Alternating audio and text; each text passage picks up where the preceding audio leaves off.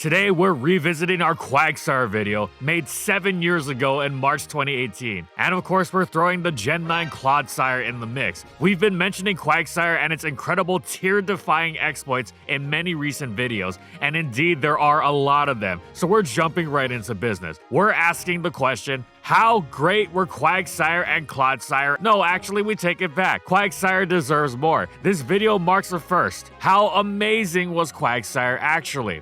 Starting with its debut generation, Generation 2. The legendary electrics are so powerful in Gen 2 because the ground types immune to their mighty stab thunders don't take kindly to their hidden powers. The standard is Ice, which not only has the benefit of affecting their bulk the least, thanks to Gen 2 DV mechanics, along with the smack against Golem, Rhydon, and Marowak, but also hits the sole grass type Exeggutor super effectively. It's why Steelix is so popular, because it's a ground type neutral to HP Ice. But wait, you ask, why don't they just run hidden power water? Well, they do. Exeggutor can be managed through other means, especially with its slightly lower usage in recent years. The increased loss in bulk is a shame, but quite manageable, and the benefits of the super effective smack on Steelix, as well as threatening Golem and Rhydon so utterly, are immense. It's also especially easy to fit hidden power water in on an electric when, as is common practice, Zapdos and Raikou are used on the same team. This is why the electrics are so difficult to answer, because grounds and grasses so commonly don't work. So you have to fall back on Snorlax and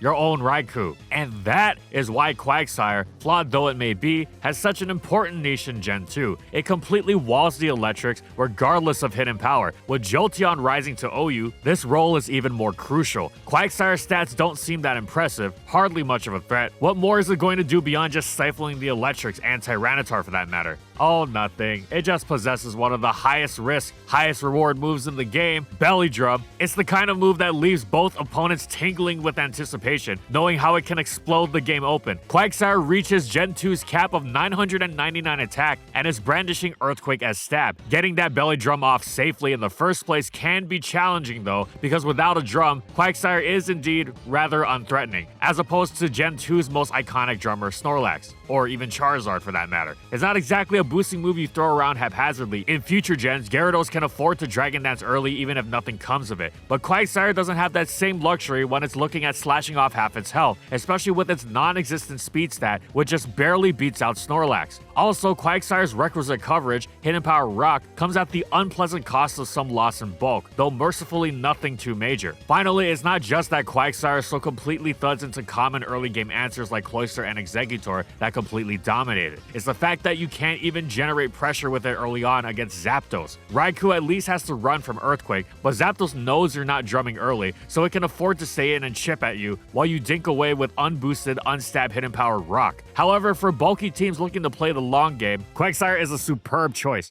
Yeah, you're not getting early game mileage out of it, but the longer the game goes on, as the longevity-focused teams looking to abuse Drumquag are designed to do, the scarier Quagsire becomes. Its teams will spread as much paralysis as possible for it, and when you can't outspeed a +6 Quagsire, it suddenly goes from non-threatening to game ender. Forcing a rest also helps immensely. For instance, a sleeping Skarmory can't check it safely. Quagsire's teams will wear down the offensive teams' answer like Cloyster and Exeggutor. They'll give it rapid spin support so it can stay as healthy as possible when drumming in front of an electric. They'll potentially even give it Miltank's Heal Bell support so it can rest its drum damage off safely and not have to waste 2 turns, ready to Belly Drum again, otherwise known as Turbo Drumming. It may seem like a lot of support, but it's deceptively easy to put together a good team with it, considering how effective and synergistic the Pokemon wielding these tools are for the end goal. For example, in addition to Heal Bell, Miltank's Body Slam also spreads paralysis for Quagsire, while Rapid Spin Starmie can also slot in Thunder Wave. Yes, you'll also have to wait a while before Quagsire can go for the jugular, but in the meantime, it's shutting down the electrics harder than anything else. Even one's own Raikou hates being forced to rest off thunder paralysis. The stifling of such a major source of offense went a long way in reaching that late game Quagsire sweep finish line. It wasn't the most spammable Pokemon, but Quagsire was one of the most potentially devastating threats in the tier. Quagsire was also an excellent recipient of Smeargle baton passing agility, especially with the surprise factor of non-lead Smeargle known as Rear Goal. Instead of rest, it could could go with Protect to stop explosions, and grab more Leftovers recovery or Sludge Bomb to crush Exeggutor. Quagsire also worked quite decently in the tier it was actually in, which is UU, functioning pretty much the same way. The main difference was that it was primarily a baton pass receiver there, but it also functioned on certain defensive teams with heal bell and paralysis spreading. This meant it was on the more specific side, just like in OU, but when it did appear, it had the potential to blow the game wide open. It was ultimately decent in UU, but funnily enough, it was better and more popular in the tier above, which, as you'll see, is one of Quagsire's most recurring themes. But before we go to the next section, here's a word from our sponsor, the GOAT, Surfshark VPN. A VPN, or virtual private network, is a server that you can connect to that encrypts not only your private data, but also your location. You can even use this to pretend like you're in another country. Now, why would this come in handy? Well, with streaming services like Netflix, you're often region locked. For example, if I were to vacation in Japan, where there are no subtitles on my anime, I could use Surfshark and change my VPN back to the US or vice versa, and now I have American Netflix wherever I go. You can do this with multiple countries because Surfshark has 3,200 plus servers in over 100 countries. You supercharge any streaming service you have by doing this. Having a VPN is also handy because they prevent my programs from being blocked. For example, I travel a decent amount, but I don't bring my editing PC everywhere. I prefer to remote desktop control it instead. Some hotel Wi-Fis block this connection for reasons. But thanks to Surfshark, I never fall behind on work since they just unblock my connection. And one of the best features that separates Surfshark from other VPNs is that you can use it on unlimited devices. That's right, no additional subscriptions required. You can put it on all of your devices. And there's no risk in trying Surfshark thanks to their 30-day money-back guarantee. So if you want a sick VPN and also support the channel to help us produce more content, you can click the link in the description below or go to surfshark.com/fallswipe for 4 extra months for free.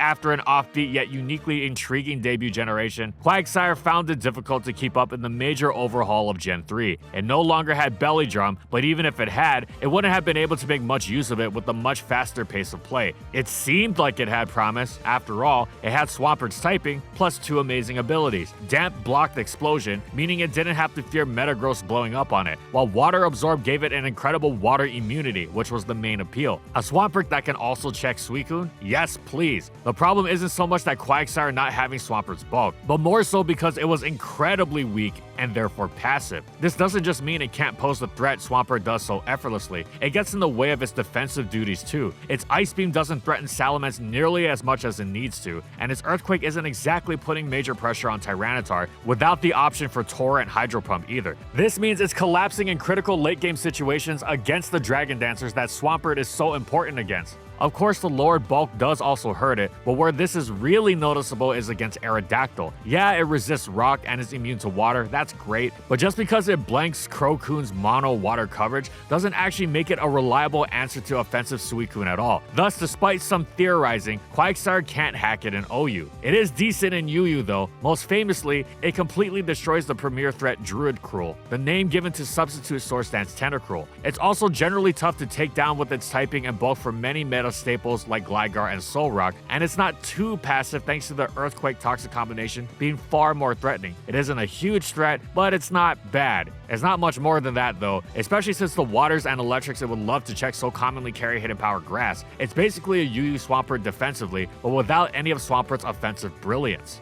But luckily, the next generation, Quagsire was actually a premier physical wall in early Diamond and Pro UU, a period characterized by the metagame's disorganization and retroactively known as Old UU prior to the merging of UU and BL during Platinum. Not fully evolved Pokemon were banned at this time as well. It was almost unrecognizable to the Diamond and Pro UU of today, dominated at various points by unusual choices like Nasty Plot Ninetales, which was almost considered broken, believe it or not, as well as Lopunny baton passing agilities into Octillery. And Aerodactyl? Yep, that's right, before it became synonymous with OU Hyper Offense, Aerodactyl was wielding its speed and power to the effect of completely disassembling UU, and Quagsire shut it down, hard. Aerodactyl couldn't even threaten the Life Orb Fire Blast against it, like it could against the tier's dominant Steelix. Quagsire also completely stuffed Kabutops, which was key since Kabutops was one of the few Pokemon capable of threatening dominant stall teams, which ate Azumarill and Feraligatr for breakfast, and was similarly excellent into Nidoking, as well as assisting greatly against Swords Dance Drapion and Dragon Dance Altaria. Generally, it was incredibly difficult to break. Then the BL and UU merge came about and Quagsire almost disappeared, with the exception of, during the metagame with Crobat and Shaman, one notable bulky offense team which utilized an unusual adamant max attack Quagsire, which still checks waters as well as the standard hidden power Ice Raikou, but was able to pose an actual threat in return, with an Ice Punch that Venusaur and Shaman did not switch into comfortably. This worked excellently on this team, but this was quite specific and didn't take off against the larger metagame, while Quagsire's UU walling days were behind it in this new Venusaur-dominated metagame. It fell to NU, where it was a decent Pokemon if unspectacular, sort of like it had been in Gen 3 UU. It answered or at least helped play around threats like Manectric, Magneton, Floatzel, Sharpedo, Typhlosion, Magmortar, and Charizard, while it was good at leveraging its bulk into neutral Pokemon like Tauros, and was generally annoying to switch into thanks to the combination of Toxic and Stab Earthquake. Good, but nothing amazing. Until Heart Gold and Soul Silver came around and gave Quagsire Recover. Hello, Superstar. It improved in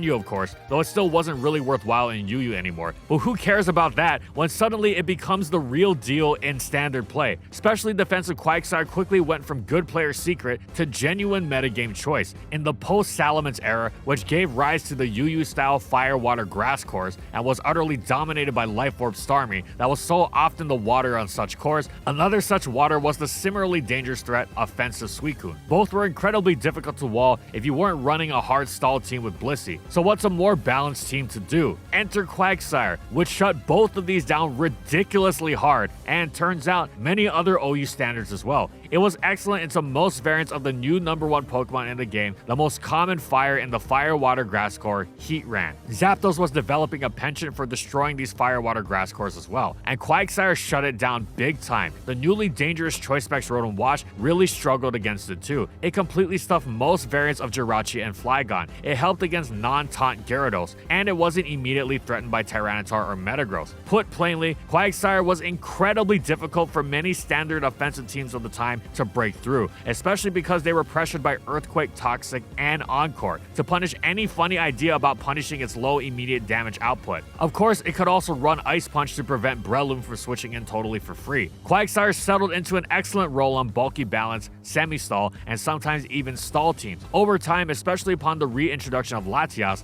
it slowly shifted to focus more on physical defense. It still packed the water immunity for Specs Hydro Pumps that'd be too much for its fellow lower tier star that had become the new special wall, Clefable. Plus, Quagsire still had enough special defense investment to take Pokemon like Heatran and Offensive Suicune on if needed, though this was generally outsourced to Clefable. By running more physical defense, Quagsire now dominated most Tyranitars and was completely unafraid of even boosted Gyarados, which couldn't fit Taunt into its moveset anymore. As physical Jirachi had taken over the tier, having such a reliable answer to it that also packed Recover was superb. Quagsire was now a mixed wall of excellence, and became even better on stall teams for how it stuffed the water spam that had become shorthand for anti-stall, doing so much more safely than the Stealth Rock neutral, sand-affected, water-hit, pursuit-weak Latias that had become the norm. Finally, here is where Quagsire made its foray into Ubers. It walled none other than King Kyogre. It was perhaps the perfect answer since it didn't just stifle Kyogre's water stab, but the other tactics that it and its teammates used to make it even scarier, like its immunities to Thunder and Thunder Wave, neutrality to Stealth Rock, and packing the typing and physical bulk to not be afraid of Pursuit or U-turn. And Kyogre couldn't even get cheeky with Calm Mind, possibly with Substitute, because it would just get Encored. Quagsire wasn't just anti-Kyogre either. The water immunity also allowed it to help against Palkia, many variants of which had a deceptively tough time drowning Quagsire,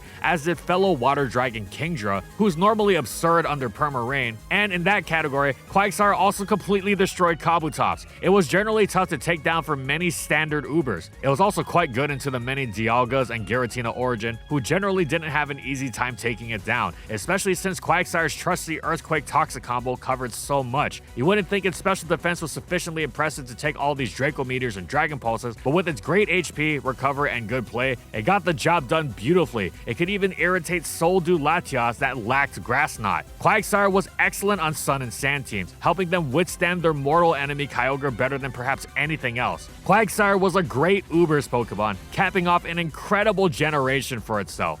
But unfortunately, the same could not be said for the next generation, 5. Water-absorbed Quagsire was completely eclipsed in Gen 5 thanks to Gastrodon's Storm Drain being buffed, which is an ability that increases your special attack when hit by a water move instead of taking damage. Gastrodon was now the superior water-immune Water Ground and became OU, as well as Black and White 1's new Premier Kyogre answer. That's just fine though, because Quagsire received the ability it was now most known for, the one that is its signature, despite also being given to none other than Clefable a generation later, and actually existing the generation before, to the knowledge of few, on Bibarel. We should perhaps say that we were unaware of this information. The unaware ability made Quagsire even more of a pain in the rear in OU. Those horrifyingly powerful physical boosters running around, yeah, they're not getting past Quag. You'd think its bulk isn't sufficient to take on such beasts even unboosted, but that's basically Quagsire's career. It's comparable to Clefable in that sense, as it constantly stymies people who can't understand why it takes hits so well. Look at this murderer's row of beasts beaten by Quagsire, particularly this bunch of stall-shredding Swords Dancers.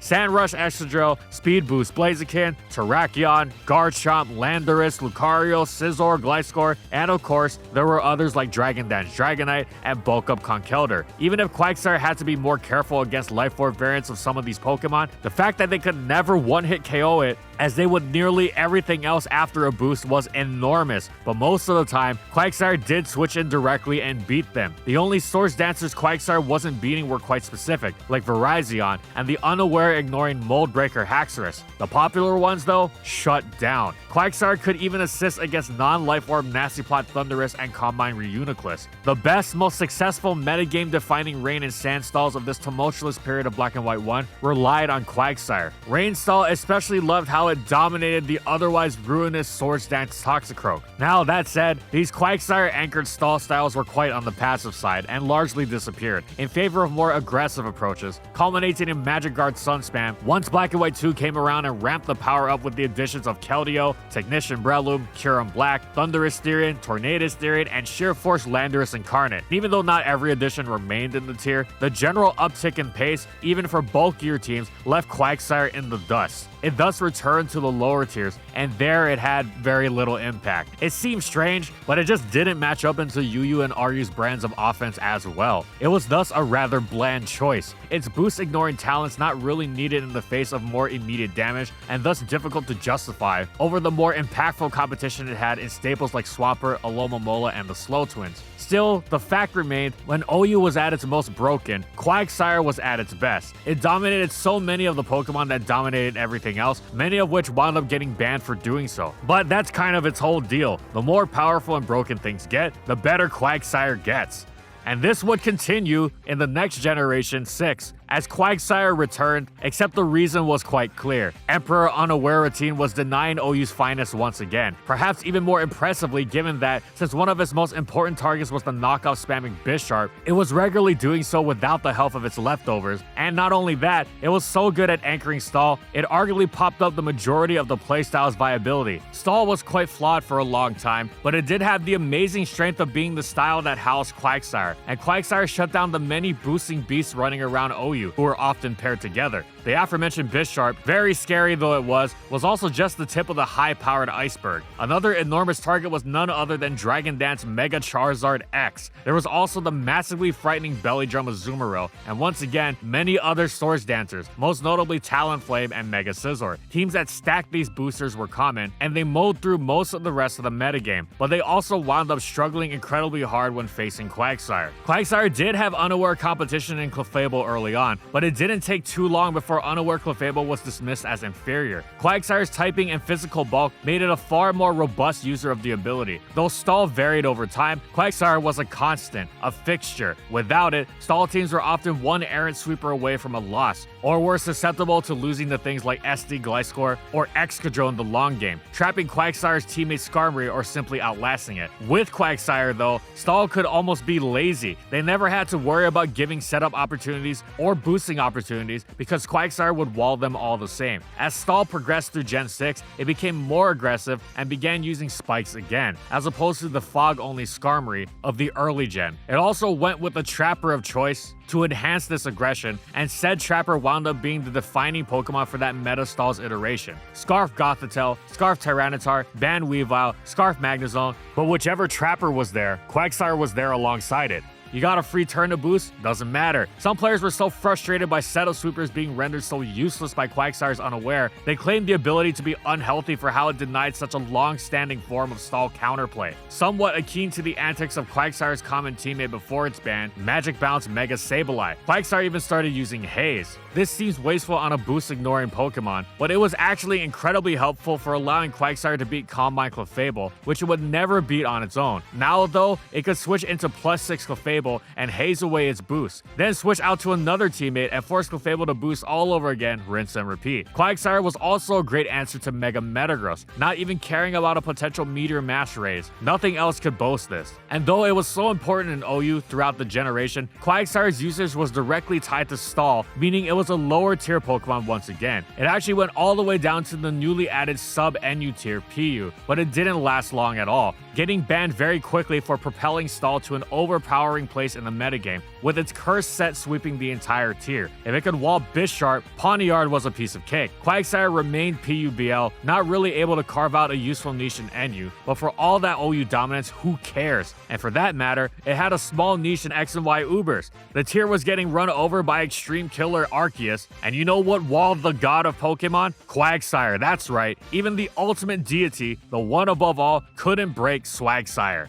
But then more Pokemon were introduced in Generation 7, and with the addition of Pyukumuku, Quagsire was no longer the automatic choice for Unaware on OU stall anymore. Additionally, in early OU, the meta had shifted so that Clefable was actually the more preferred Unaware user to stave off boosters ranging from Magearna to Dragonium Z Garchomp. However, it wasn't long before Quagsire returned to do more of its Quagsire things, and in fact, this new disparity between Unaware users made preparing for different stall variants more difficult, as Clefable wasn't nearly as comfortable answering Mega Charizard X as Quagsire was. Pyukumuku was also more specialized, seeing as it doesn't actually do damage. This in conjunction with Quagsire's amazing half-ground typing, meaning it was still the go-to choice, as it basically reprised its role from the previous gen, anchoring stall against myriad wayward boosters, including new threats like Dragon Dance Zygarde, various forms of Como-O, and Rocky MZ Swords Dance Landorus Therian. Quagsire was basically business as usual. Stall suffered post-Arena Trap ban, but it eventually made a comeback, and Quagsire was always there as a solid option. The real Gen 7 Quagsire story though was in UU. In Ultra Sun and Moon, Stall became utterly dominant, and Quagsire was one of the biggest reasons why. Stall was incredibly difficult to answer in the team builder, which in turn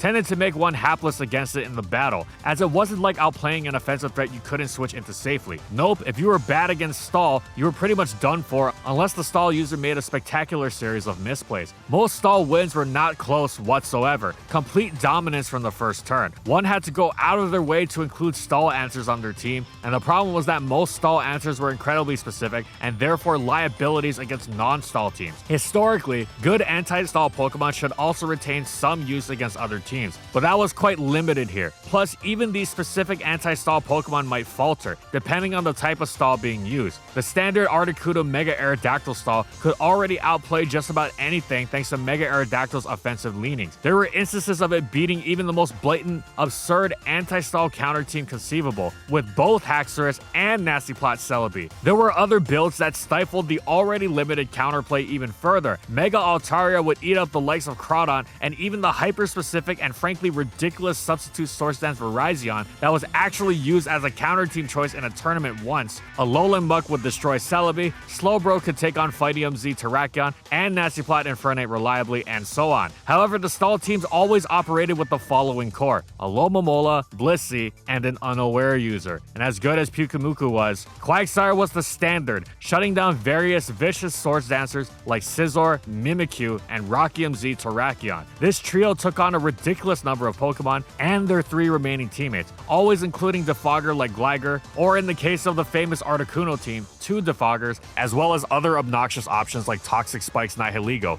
who were basically tailored to handling their few potential threats. Stall was so effective, it came to be synonymous with a free win. It only tended to lose when the Stall player made rookie mistakes. It was so powerful, even good players prepared for Stall usually couldn't overcome how stacked the deck was against them, especially since being especially prepared for Stall meant risking massive vulnerability to non-Stall teams, creating awful matchup issues. There was only so much you could reasonably do to make the game playable, and usually just being playable wasn't enough. The UU player base argued about Stall for years and years, and eventually enough was enough. After having cemented itself as undeniably the most consistent style in the tier to an unhealthy degree, the discussion to do something about it began. Though, funnily enough, the initial subject was Blissey for its ability to stonewall otherwise devastating threats like Primarina and High Dragon, and even the idea of Regenerator was thrown around. However, the target wound up shifting to Unaware, recalling similar sentiments from Oraz OU, and then more specifically to Quagsire, which was by far the best, more successful Unaware option at high levels of play. Pyukumuku was good, but couldn't compare to Quagsire's sheer dominance. Rather than Aloe Bliss Unaware, it was really more Aloe Bliss Quag. It wasn't just that Quagsire stopped setup, it was also an incredible Volt Switch blocker, completely denying the momentum and chip that something like Mega Manectric might otherwise leverage en route to long-term progress against its team. This idea was met with resistance at first, because Quagsire on its own clearly wasn't a broken Pokemon, even less than the already not broken Blissey, and there were many then conversations about whether Stall was really even broken in the first place, or whether it was just a Sigma against the playstyle, but then these arguments were accused of ignoring the realities of the overwhelming pressure that Stall exerted on the metagame. Quagsire was put up for a vote, but then there was an outcry demanding the cancellation of the vote.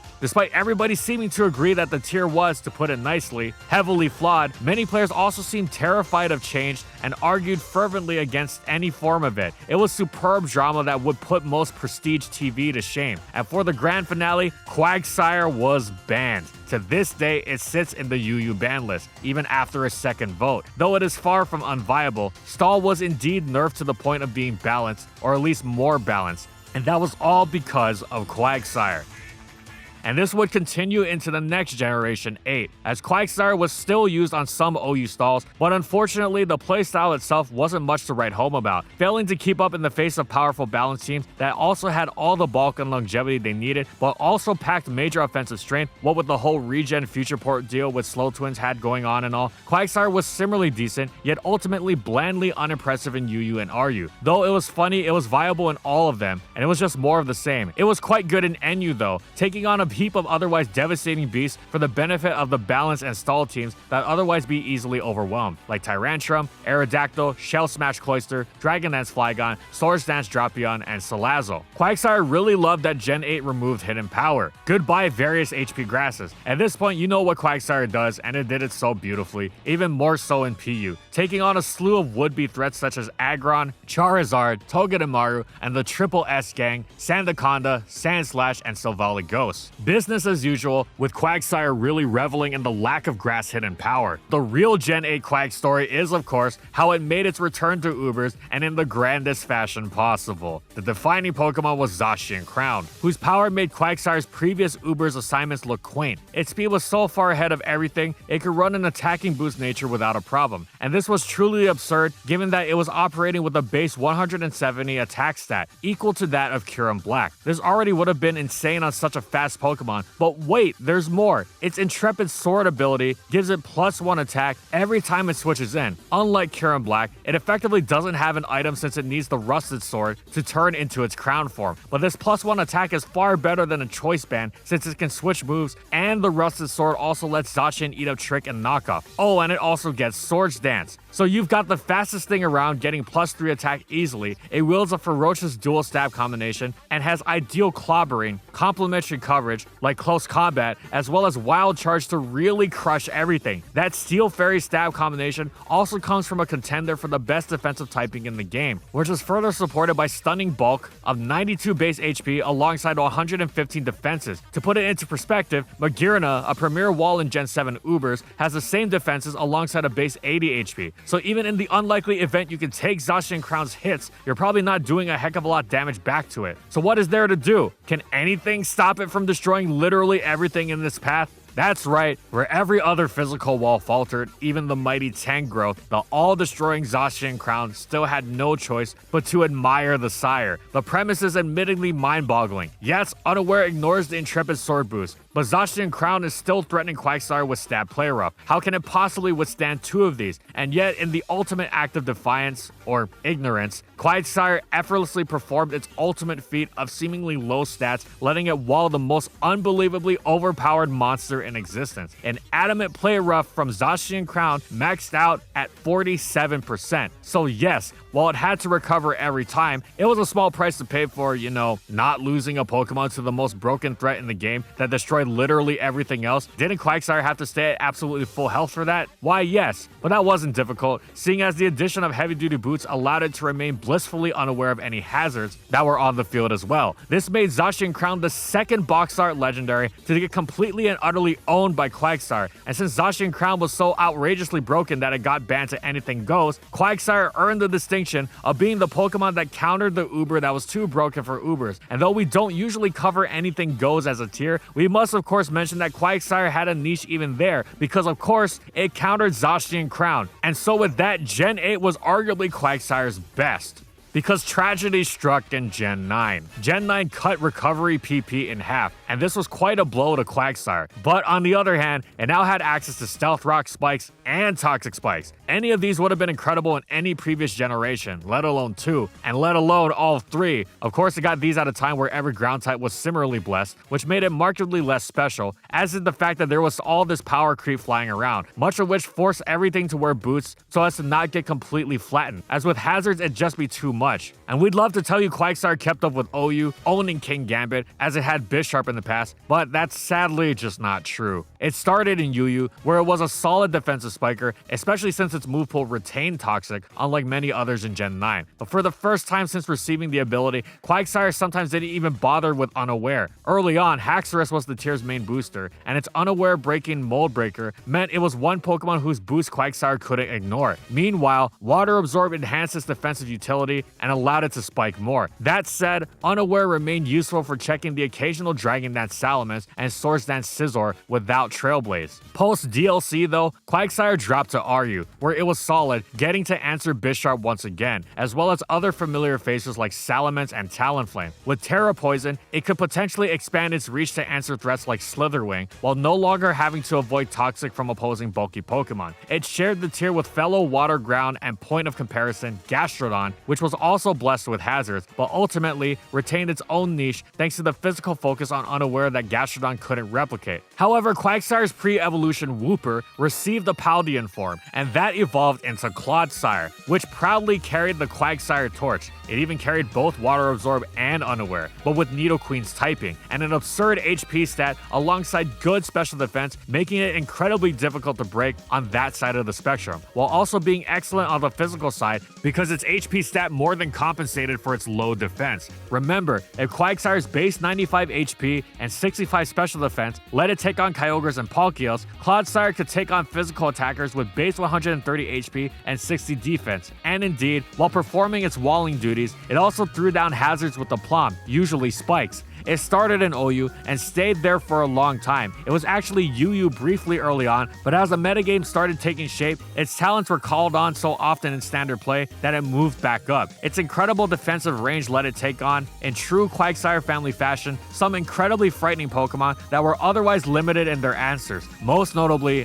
Iron Defense Zamazenta, along with most variants of Raging Bolt and the dreaded Iron Valiant. Clodsire could also wield Water Absorb to great effect, primarily during the period where Walking Wake had just been released and was slamming everything in sight with Hydro Steam. Clodsire sees solid use in OU to this day, but only on stall teams, using Amnesia to check some of their scariest threats such as Nasty Plot Goldango, Clefable, Primarina, and the aforementioned Valiant and Bolt. It also likes to get grimy in extended PP wars with Poison Sting. Let's just say Gen 9 stall is, to paraphrase one player, disgusting. However, since it's just a stall Pokemon now, Clodsire has also dropped to UU, where it's quite quite decent. There it utilizes Water Absorb to stuff some particularly dangerous threats in Greninja, Keldeo, and Rotom Wash. Man, Clodsire would have been a hit in Gen 6 and 7. It can also Unaware to great effect, staving off some major threats like Calm Mind and Namorous Therian, as well as the nasty plot duel of Thunderous Therian and Hydrapple. It's a solid choice, if a bit on the passive side. And finally, Clodsire even had a niche in Ubers. It was quite limited, but with Water Absorb, it helped play around, you guessed it, Kyogre, and was especially notable for its immunity to Miraidon's Electro Drift, while being able to tank 2 non-spec Draco Meteors. It was far from ironclad as a counter overall, but then again, everything else tended to be worse off when it came to Miraidon. Simply being able to play around it at all with Clodsire was amazing, to say nothing of how well it took on the boot set. Beyond that, it was also helpful into Flutter Mane and Eternatus, though when Miraidon was banned, Clodsire usage disappeared. Still though, quite an impressive pedigree. That's the second consecutive generation where a member of the Quag family takes on a box art legendary that got banned from Ubers. And as you may have surmised by its complete lack of mention up until this point, Quagsire's skill set does not extend to VGC whatsoever, as we found a whopping 0 notable placements. Clodsire though, well, its skill set also doesn't extend to VGC, almost whatsoever. It's slow and it doesn't hit hard, so it doesn't fit in well at all. But hey, that bulk and list of resist, especially with Water Absorb, making it a ground type you couldn't hit with water moves. That's not bad at all. Plus it has some nice utility in helping hand and after you. It's no star, but hey, it managed to finally get the Quagsire family into VGC, with the one notable placement we were able to find, from Gustavo Gomez, who got 49th at Regionals in Joinville, Brazil, at long last. So now we can answer the question, how great, nay amazing were Quagsire and Clodsire actually? The answer is downright incredible. Quagsire has the most incredible competitive histories ever, making a career out of taking on the most broken Pokemon in the game, punching above its weight more than perhaps any other Pokemon ever. And Clodsire has continued in almost identical ways, from Boost ignoring Unaware to Water Absorb, but it'll be a long time before Clodsire matches the amazing Quagsire.